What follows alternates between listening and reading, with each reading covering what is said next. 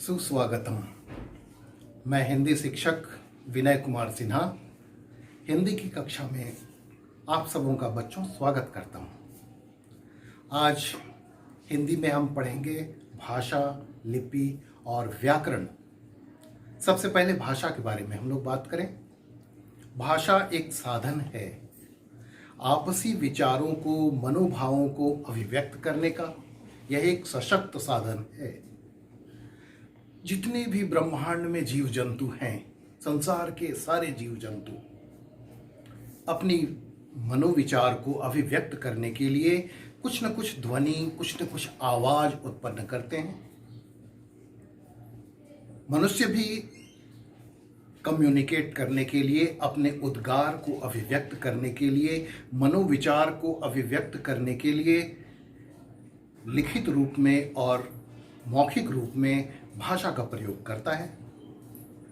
इस तरह भाषा की परिभाषा हम कह सकते हैं कि भाषा वह साधन है जो हमें अपने मनोविचारों को अभिव्यक्त करने में सहायता करता है।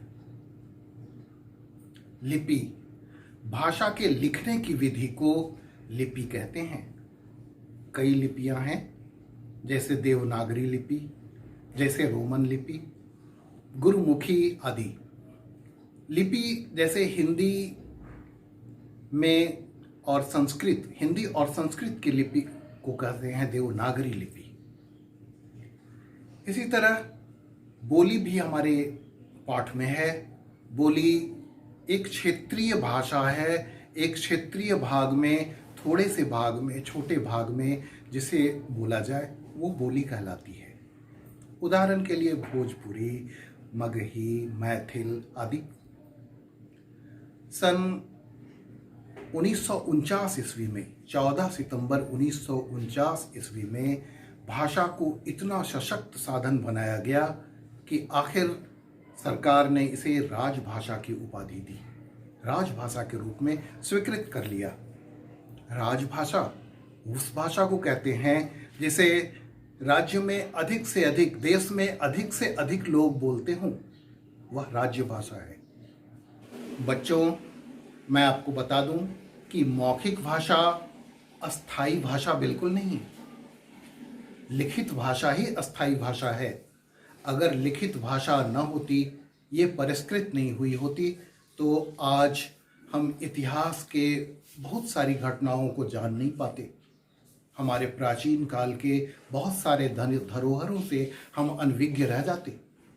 इसलिए स्पष्ट है कि लिखित भाषा ही टिकाऊ भाषा है और समृद्ध भाषा है, सक्षम भाषा है। और फिर व्याकरण।